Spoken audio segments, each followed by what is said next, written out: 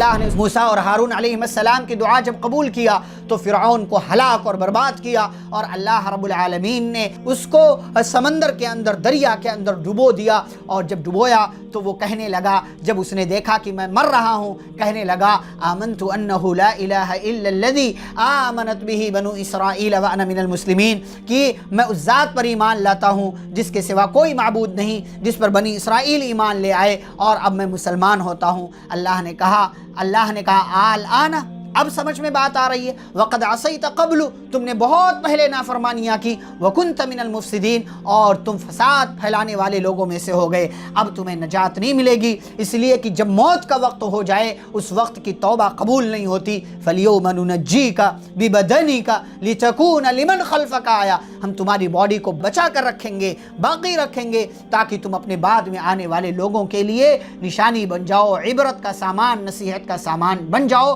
اور اللہ رب العالمین نے باقی رکھا۔ دنیا دیکھ رہی ہے کہ کس طریقے سے فرعون کو اللہ نے دنیا والوں کے لیے نصیحت کا سامان بنا دیا۔